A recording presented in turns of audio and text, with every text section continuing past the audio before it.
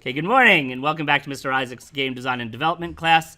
This is our third take of this video. Apparently, one of my students reminded me that you have to actually press the record button in order to record, but, we'll learn.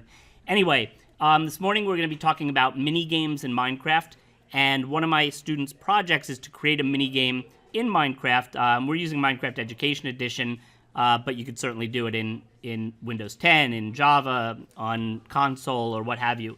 But the most important thing when it comes to creating these games that I'm trying to teach my students is that everything has to be automated so that when you enter the game, it resets. Let's say you have things in a chest, those would have to repopulate, or however you're going to have the game set up. You can't have it that the person plays through and then if somebody else sits down, they start playing a half-finished game essentially, right? If they're supposed to start over. So that's one of the things we're focusing on.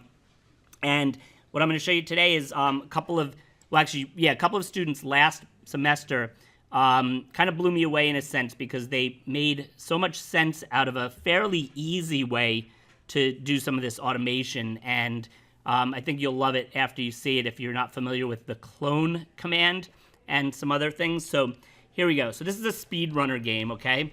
So try to get to the very end and get all the cake. Everybody loves cake. Okay, so I'm running through the speedrunner. Oh, I died already, right? So I'm going to respawn. I start back here.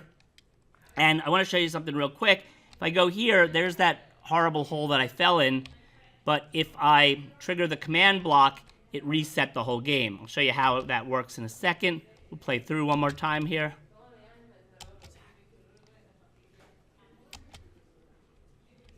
Okay, I'm not doing so bad. Okay, I made it to this point. Whew. Congratulations, you made it to the cake in time. Good. Now, and the game's great. It's just a simple, and actually some of the other things they did in this game impressed me with just how they decided to set it up. Like, let's see, I'll probably die again here soon enough. Maybe not. I'm pretty good. Not really. Okay, let's see here. We should die at least once more. Okay, so I died. Now, a couple of things. One is the real genius, I think, in the way this was set up is through this command block.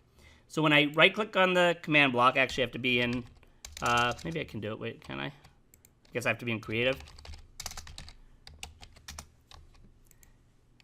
That's funny. Oh, I guess maybe your game has been, okay, there we go. So what they did was they used the /clone command. And what they're cloning essentially is everything from, and this is interesting because in other classes we talked about the fill command, which is somewhat similar. They're cloning everything from -20, 0, 23 to 90, 10, 15, and they're then placing it all starting at -20, 0, 64, okay? I believe that's the way the command is working. So, in other words, when I go over here, this is pretty neat. Watch this, you ready? I can fly, yeah. So, over on this side of the wall is a complete replica of the game in its not at all messed up form, right? So, everything here is what, when I initiate that cloning here, is what happens, okay? So, basically, the entire map is cloned, and there we have it, okay? So, again, and now I want to think a little bit about this. So, -20, 0, 23. Let's see where these coordinates are. So in Minecraft Education Edition, you could also show the coordinates.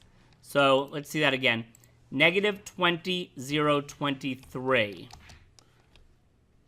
Now, I would have thought it would be over here, but maybe I'm wrong. Okay, yeah. -20. 0 is below here, right? And 23 is... So it's cloning everything from here. -20, is that different or is that the same? That's different? Okay, so that part, let's see. So that's where that part's going. So from -20, 0, 23 to 90, 10, 15.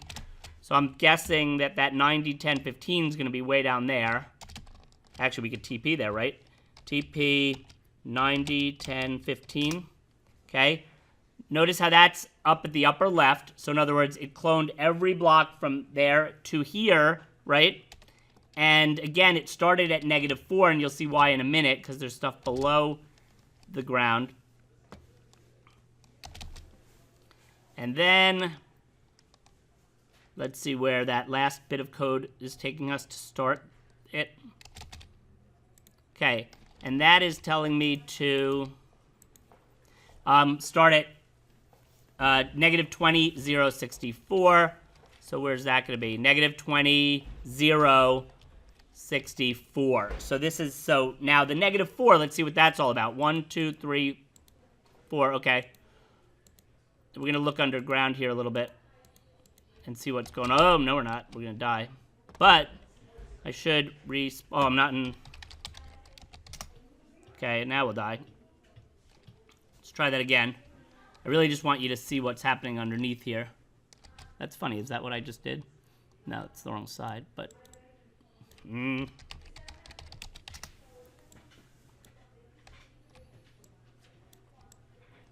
So basically, let's just look under this. So what they did is, if there's TNT under the sand. So when and if you know much about Minecraft, when I hit the pressure plate, the TNT is gonna fall, right? And because there's then nothing under it, the sand is gonna fall also, right? So that makes those holes in the game. So basically, and the TNT is going to blow up, but now that it's going to blow up somewhere that we don't even notice or care because it's already below the whole game, the world, you know, that's all fine. So that's kind of what we get. So again, you could play through the whole game, and it'll automatically restart once you step on that pressure plate, which you kind of have to step on in order to start the game, okay? So there you have it.